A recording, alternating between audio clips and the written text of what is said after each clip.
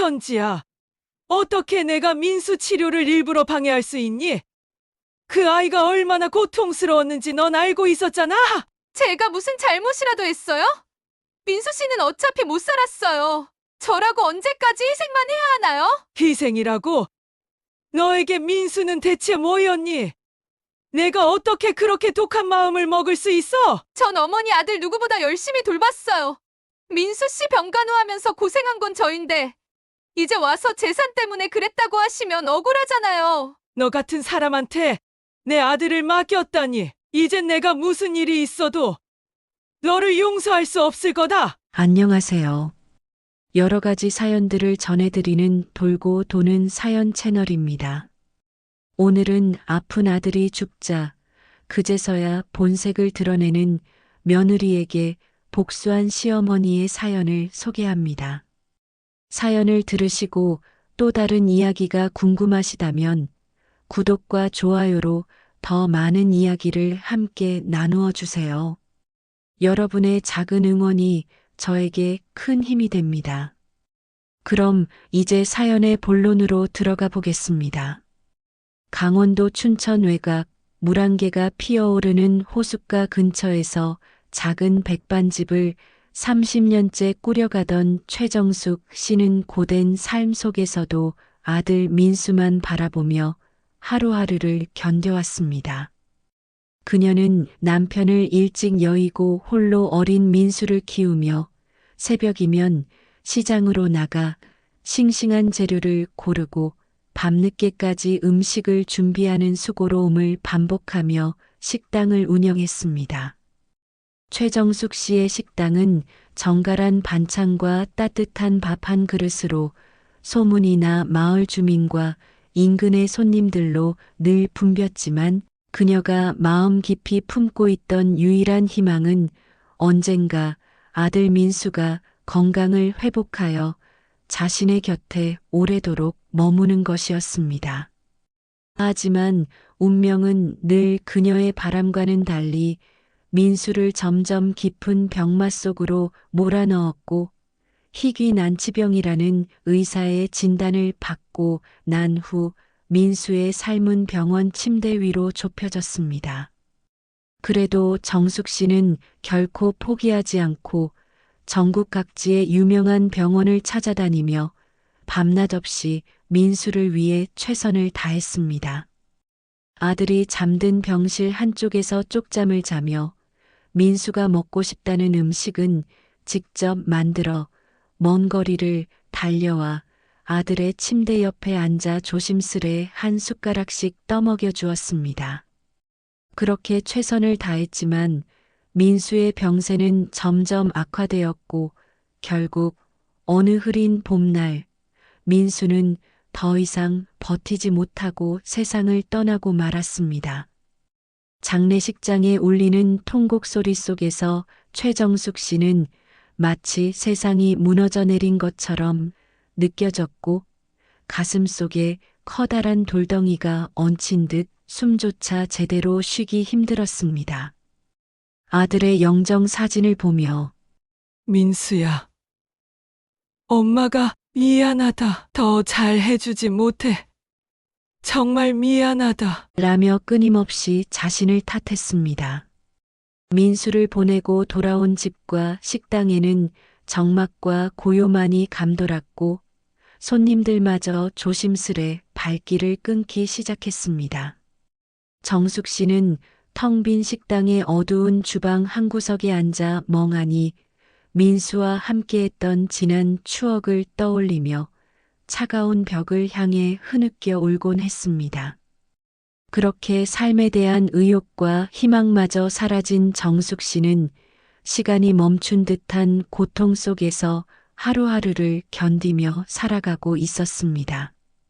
아들 민수가 살아있을 때는 며느리 현지가 누구보다 헌신적이고 따뜻한 사람으로 보였습니다.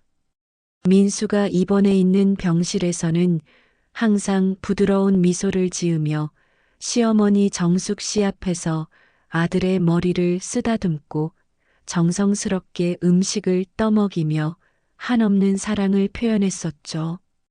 병원 의료진과 이웃 사람들마저 요즘 같은 세상에 저렇게 정 많고 착한 며느리는 보기 드물다. 라며 칭찬을 아끼지 않았습니다.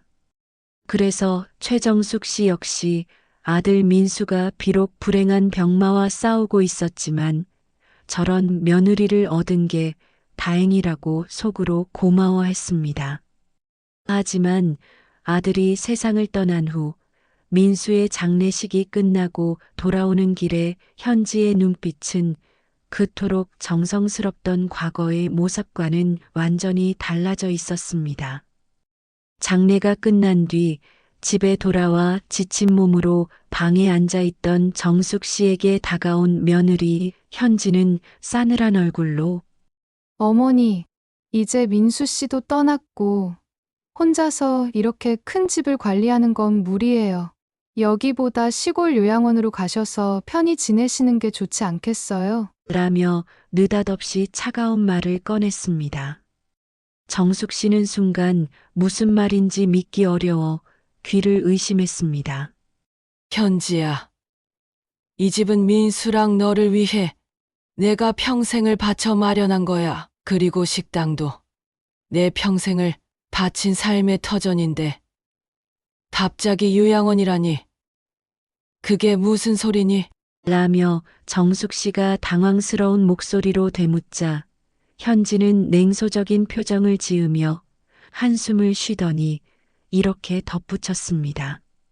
어머니도 아시잖아요. 이제 민수 씨 없이는 저도 어머니와 함께 지내는 게 불편해요. 사실 그동안 저도 고생 많이 했잖아요. 이젠 저도 제 인생을 살아야죠.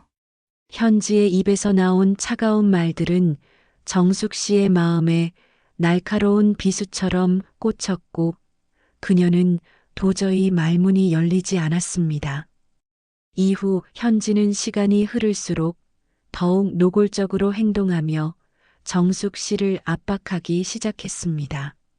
매일같이 시어머니 앞에서 집과 식당의 가치를 들먹이며 어머니, 저 식당 이제 장사도 안 되는데 계속 가지고 계셔봤자 손해예요. 차라리 팔아서 저랑 나누고 어머니는 편하게 요양원으로 가세요. 제가 편하게 모실 좋은 시설을 찾아봤어요. 라며 압력을 가했습니다.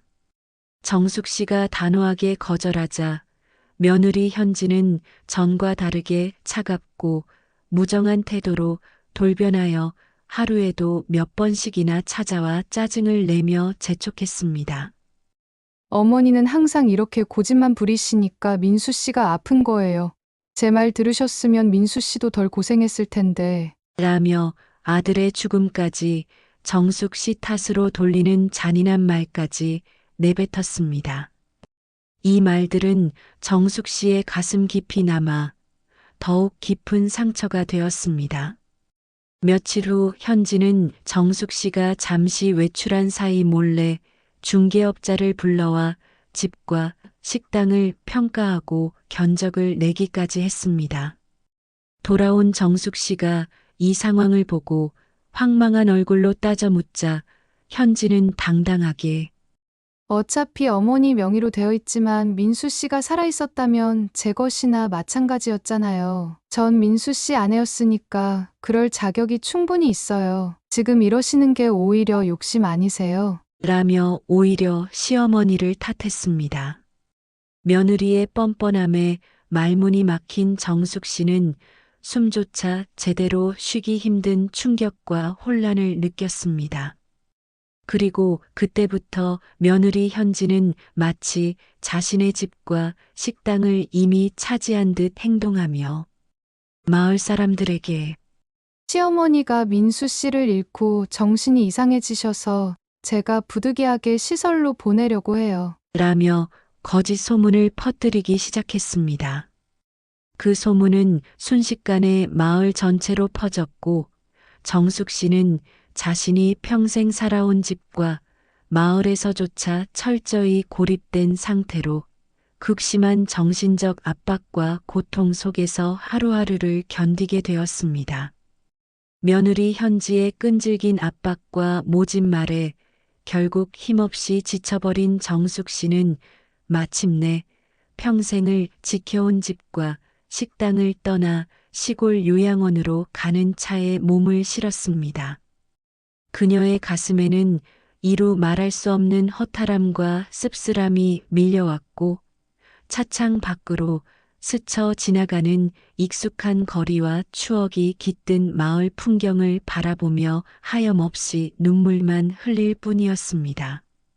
지난 세월 동안 지친 몸을 이끌며 손님들에게 따뜻한 밥을 차려주었던 그 손, 밤낮 없이 일했던 그 발길의 흔적이 선명하게 남은 식당과 집을 이렇게 떠나야 한다는 사실이 너무나 견디기 어려웠습니다. 그때 차 안 조수석에 앉아있던 며느리 현지에게 전화벨이 울렸습니다. 현지는 곁에 앉아있는 시어머니 정숙 씨가 마치 아무 존재감도 없는 듯이 전화를 받더니 밝고 들뜬 목소리로 친구와 통화를 하기 시작했습니다. 정숙 씨는 지친 눈을 감은 채 고개를 창가에 기댄 채 잠이 든 척하고 있었지만 현지의 목소리가 점점 커지고 전화 내용이 귀에 들어오기 시작했습니다.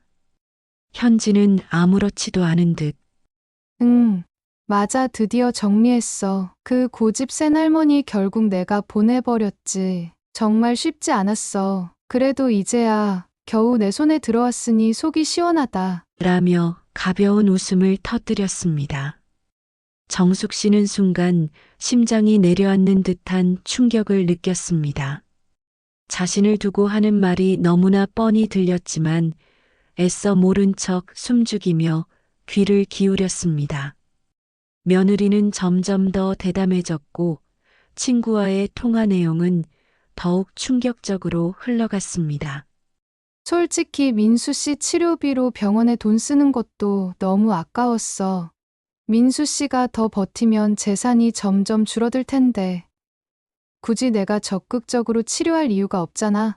어차피 오래 못 살 걸 알았으니까 그냥 대충 간병만 하고 있었지. 라며 섬뜩한 말을 웃으며 내뱉었습니다.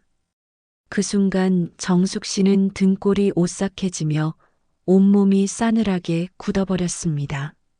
그래서 사실 병원에서도 좋은 약이나 검사 받을 필요 없다고 내가 다 거절했어. 뭐 할머니는 바빠서 병원 올 시간도 없었으니 모르셨지. 그렇게 민수 씨 빨리 가고 나니까 오히려 일이 쉬워졌네. 현지의 말에는 후회나 죄책감이라곤 단 하나도 없었습니다. 오히려 정숙 씨의 평생 땀과 눈물로 일군 집과 식당의 가치만을 계산하는 듯한 태도였습니다. 정숙 씨는 마치 온 세상이 무너져 내리는 듯한 비통함과 분노, 그리고 믿기 힘든 배신감이 뒤섞인 혼란 속에서 심장이 터질 듯 쿵쿵거렸습니다. 그녀는 이 끔찍한 사실을 받아들이기 힘들어 몸을 덜덜 떨며 숨죽여 눈물을 흘렸지만 현지는 계속해서 아무 일 없다는 듯 통화를 이어갔습니다.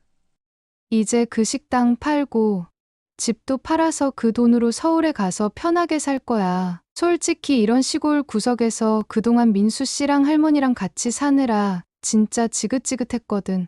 정숙 씨는 차가운 배신과 비정함으로 가득 찬 며느리의 말을 들으며 다시 한번 깊은 숨을 들이쉬었습니다. 민수를 위해 최선을 다했다고 믿었던 며느리의 본 모습이 이렇게 잔혹했다니 자신과 아들이 얼마나 기만당했는지 생각하면 억장이 무너져 내리는 듯 했습니다. 그러나 이 모든 걸 깨닫고도 지금 당장 이 사실을 밝힐 힘조차 없었던 그녀는 두 주먹을 꼭 쥐고 차창 너머로 흐르는 눈물을 필사적으로 참으며 고통과 분노를 가슴 깊숙이 묻고 있었습니다. 요양원으로 가는 차 안에서 며느리 현지의 충격적인 이야기를 들은 이후 최정숙 씨의 가슴 속에는 슬픔을 뛰어넘는 분노와 깊은 배신감이 불타오르기 시작했습니다. 그렇게 요양원에 도착하자마자 그녀는 마음을 추스르기 위해 홀로 요양원 뜰에 앉아 긴 한숨을 쉬며 하늘을 바라봤습니다. 푸른 하늘 아래 떠오른 아들 민수의 얼굴이 자꾸만 그녀를 바라보는 듯했고 그의 슬픈 눈빛이 시어머니를 향한 현지의 배신을 알고 있는 듯 더욱 애절해 보였습니다. 정숙 씨는 잠시 동안의 망설임 끝에 더는 가만히 있을 수 없다는 결론을 내리고 아들의 억울한 죽음을 밝혀내기로 결심했습니다. 그녀는 떨리는 손으로 작은 보따리를 챙겨 요양원에서 빠져나왔습니다. 그리고 익숙하면서도 낯선 길을 힘겹게 걸으며 마을로 향했습니다. 길가의 나무 한 그루, 집 앞에 돌멩이 하나하나가 지나온 삶의 무게만큼이나 무겁게 그녀의 발걸음을 붙잡았지만 아들 민수를 위해서라면 결코 포기할 수 없었습니다. 정숙 씨가 향한 곳은 그녀가 평생을 운영한 작은 백반집에서 매주 따뜻한 된장찌개와 고등어구이를 즐겨 먹던 마을의 유일한 변호사 김 변호사의 사무실이었습니다. 평소 식당에서 김 변호사는 손님들과 농담을 주고받으며 밝고 편한 모습을 보였지만 동시에 누구보다 공정하고 진중한 사람으로 지역 주민들에게 큰 신망을 얻고 있는 인물이었습니다. 김 변호사의 사무실 문 앞에 도착한 정숙 씨는 잠시 숨을 고른 뒤 천천히 문을 열었습니다. 김 변호사는 책상 위에 가득 쌓인 서류 속에서 바쁘게 무언가를 쓰고 있었지만 정숙 씨가 들어오는 모습을 보고는 놀라며 곧바로 자리에서 일어나 그녀를 반겼습니다. 어머님, 무슨 일이세요? 이렇게 갑자기 오시고 요양원에 가셨다고 들었는데. 김 변호사의 따뜻한 물음에 정숙 씨는 말문이 막힌 채 눈물을 글썽이며 힘겹게 말을 꺼냈습니다.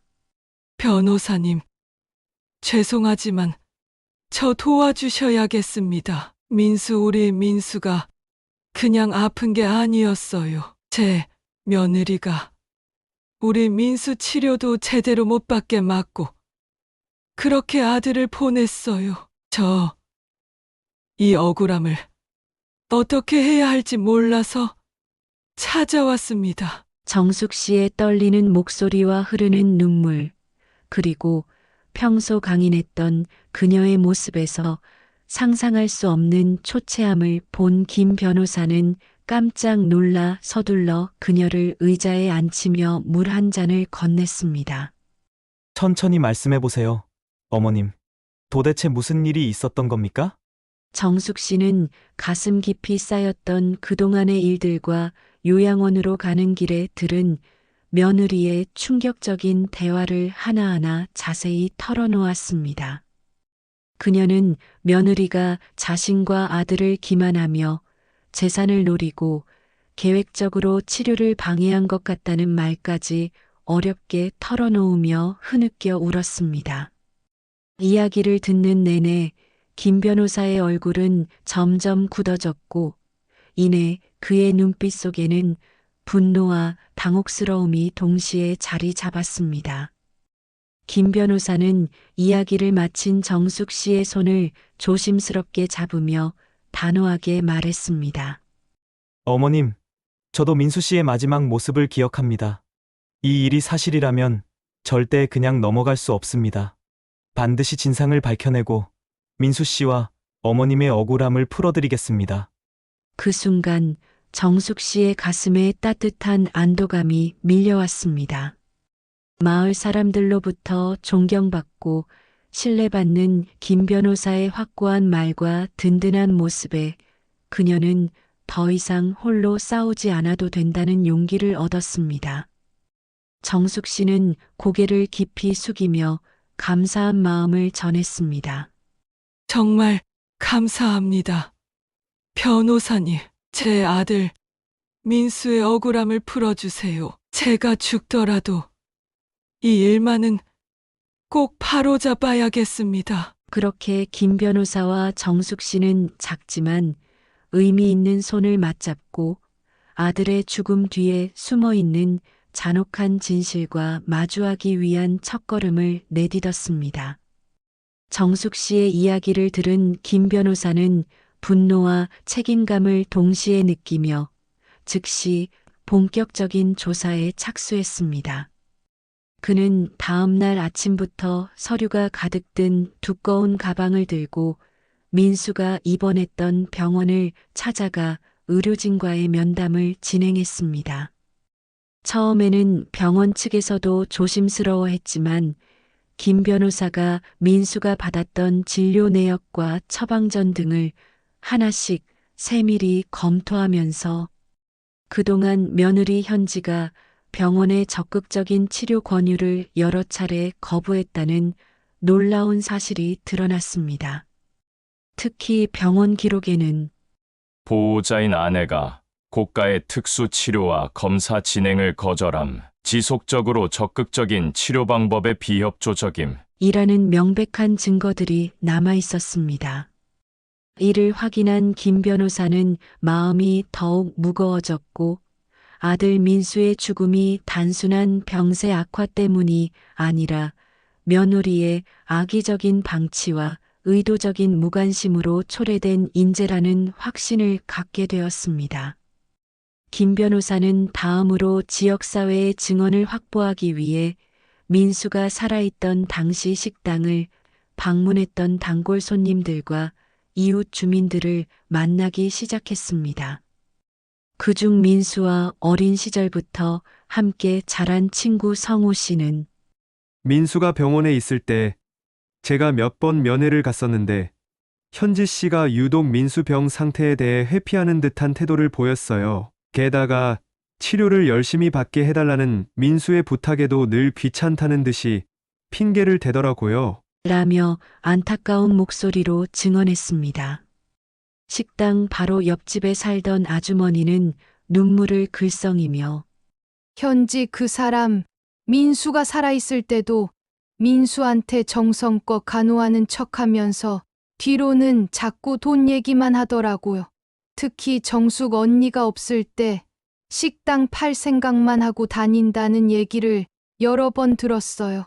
라며 결정적인 진술을 했습니다. 김 변호사는 이 모든 진술을 세세히 기록하고 정숙 씨와 함께 증언 녹취록을 만들어 갔습니다. 정숙 씨가 변호사와 힘을 합쳐 사건을 조사하고 있다는 소식이 마을에 전해지자 평소 그녀의 성실함과 친절함을 기억하는 마을 주민들은 자발적으로 도움을 주기 시작했습니다. 작은 마을이었기에 이웃들은 서로를 잘 알고 있었고 마을의 중심이던 식당을 지켜온 정숙 씨가 억울하게 당하고 있다는 사실에 다들 깊은 분노와 공감을 느꼈던 것입니다.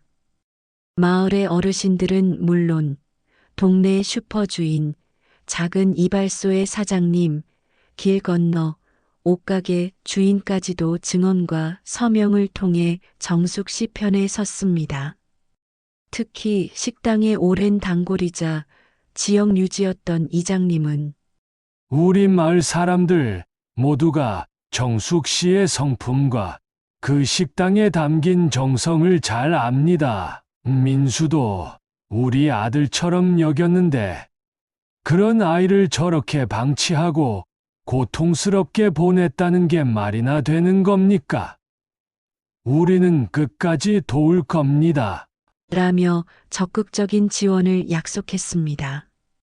김 변호사는 이렇게 확보한 여러 증거와 주민들의 생생한 진술을 가지고 민수의 죽음이 단순한 병사가 아니라 현지의 고의적 방임과 방치로 인한 살인에 가까운 결과라고 판단했습니다. 그는 꼼꼼하게 자료를 정리하고 현지가 한 행동이 법적으로 얼마나 악의적이고 심각한지 명확히 입증할 준비를 마쳤습니다.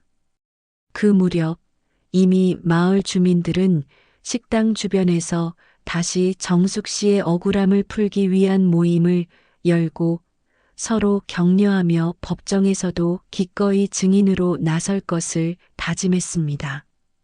비록 작은 시골 마을이었지만 서로의 고통과 슬픔을 함께 나누는 주민들의 단결력은 매우 강했고 정숙 씨는 이런 마을 사람들의 따뜻한 지지를 보며 다시금 큰 힘과 용기를 얻었습니다. 이제 김 변호사와 정숙 씨는 모든 준비를 마쳤습니다. 그들이 준비한 증거는 명백했고 주민들의 증언은 확실했습니다.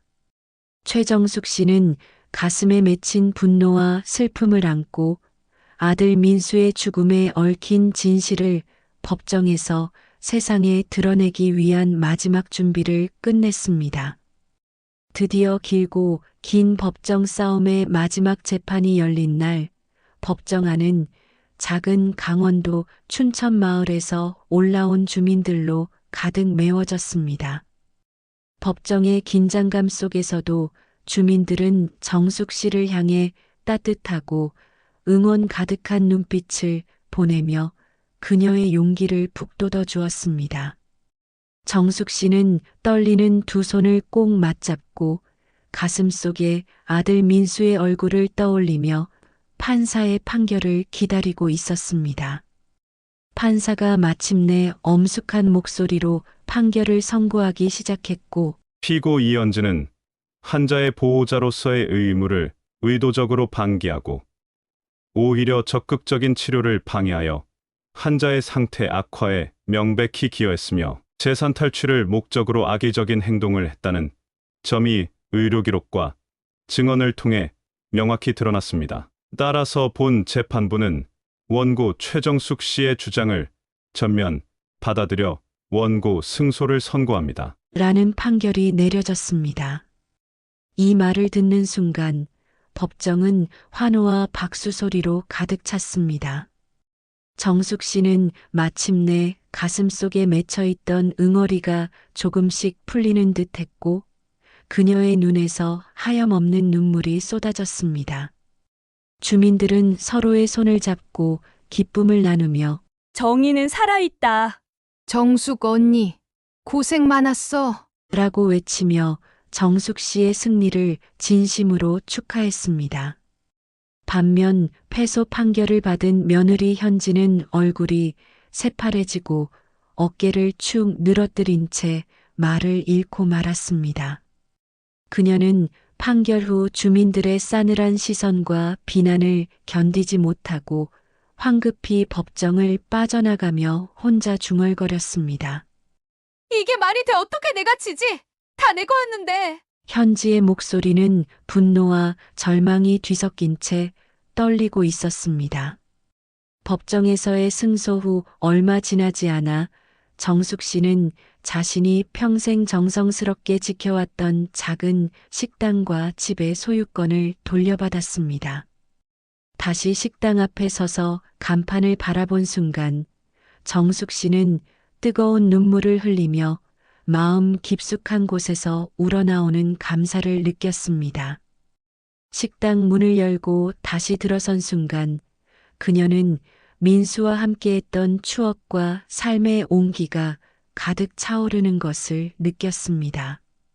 반면 마을 전체에서 외면당한 며느리 현지는 길을 걸을 때마다 사람들의 비난과 경멸의 시선을 느꼈고 결국 버티지 못한 채 어느 날 갑자기 모든 짐을 챙겨 춘천을 떠났습니다.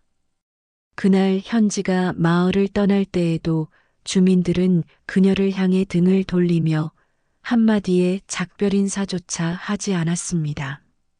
현지는 차에 올라타 마을을 벗어나며 사이드미러에 비친 춘천의 모습을 씁쓸하고 원망 어린 눈으로 바라보았습니다. 정숙 씨가 되찾은 식당은 다시금 주민들의 웃음과 따뜻한 이야기들로 가득 찼습니다. 사람들은 다시 돌아온 정숙 씨에게 격려의 말을 아끼지 않았고 식당에는 이웃들의 발걸음이 끊이지 않았습니다. 정숙 씨는 주민들의 응원을 힘입어 점점 삶의 활기를 되찾았고 언제나 식당 중앙에 걸린 아들 민수의 사진을 바라보며 민수야, 엄마가 이겼어. 이 모든 게 내 덕분이란다. 이제 너도 마음 편히 쉬렴. 일하며 아들에게 따뜻하게 속삭였습니다. 이제 정숙 씨는 아들과의 소중한 기억이 담긴 이 공간을 다시 지켜낼 수 있다는 사실에 가슴 벅찬 희망과 감사를 느끼며 다시금 삶을 향한 새로운 걸음을 내디뎠습니다. 긴 싸움이 끝나고 정숙 씨의 삶은 다시 평범하고 잔잔한 일상으로 돌아왔습니다. 그녀는 새벽마다 조금씩 흐릿해져가는 눈으로 시장에 나가 가장 싱싱한 재료들을 골라 식당의 메뉴를 준비하며 하루를 시작했습니다.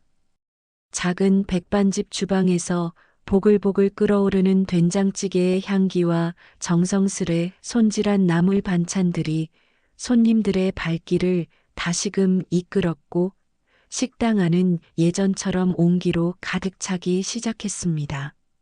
식당의 가장 잘 보이는 중앙벽에는 아들 민수의 영정 사진이 정갈하게 걸려 있었습니다. 밝게 웃는 민수의 얼굴은 여전히 엄마를 바라보며 힘을 주는 듯 했습니다. 정숙 씨는 손님이 뜸해질 때면 잠시 민수의 사진 앞에 서서 가만히 아들의 얼굴을 쓰다듬으며 민수야, 엄마 잘하고 있는 거지? 이제 너도 하늘에서 편히 쉬고 있지? 라며 조용히 말을 건넸습니다. 마을 사람들은 늘 변함없이 그녀의 곁에서 따뜻한 응원을 보내주었습니다. 이웃 아주머니들은 일부러 식당에 들러 정숙 씨가 음식을 준비하는 동안 따뜻한 말벗이 되어주며 그녀의 외로움을 달래주었습니다. 마을 어르신들은 손주들을 데리고 와 식당에서 식사를 하며 여기 음식이 세상에서 제일 맛있다. 고 칭찬을 아끼지 않았고 젊은 부부들은 민수와의 소중한 추억을 회상하며 그녀의 곁을 지켜주었습니다. 가끔 손님들이 없는 조용한 저녁이면 정숙 씨는 빈 의자에 앉아 차 한 잔을 홀로 마시며 창밖의 노을을 바라보았습니다. 그런 순간마다 민수의 빈자리가 더없이 크게 느껴져 눈물이 흐르기도 했지만 그녀는 더 이상 슬픔에만 머무르지 않았습니다. 이제 정숙 씨에게 민수는 영원히 가슴속에서 함께 살아 숨쉬는 존재였고 민수와의 소중한 기억들이 자신을 지탱하는 힘이라는 것을 알았기 때문입니다. 어느 날 식당에 찾아온 김 변호사는 밝은 미소로 그녀를 맞이하며 말했습니다. 어머님, 이제 좀 마음 편히 지내시는 것 같아서 제가 다 마음이 놓이네요. 앞으로도 이 식당 오래 지켜주세요. 저희 마을에 없어서는 안 될 소중한 장소잖아요. 그의 진심 어린 위로에 정숙 씨는 따뜻한 미소로 화답했습니다.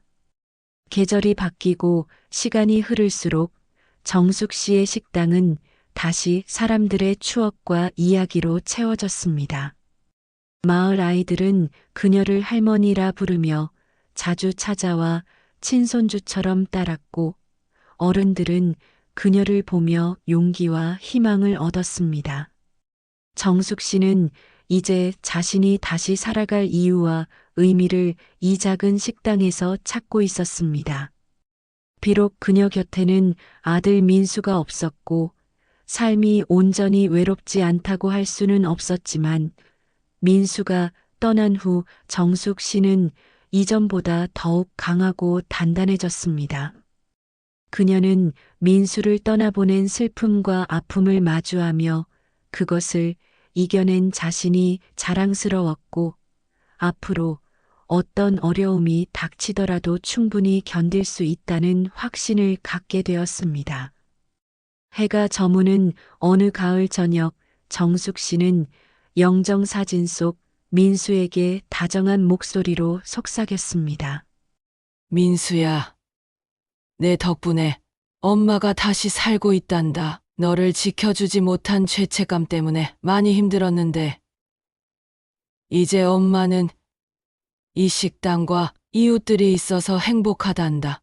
너도 엄마 걱정하지 말고, 이제 마음 편히 쉬거라. 창밖으로 부드럽게 내리는 가을볕이 식당 안을 따뜻하게 채우고 있었습니다.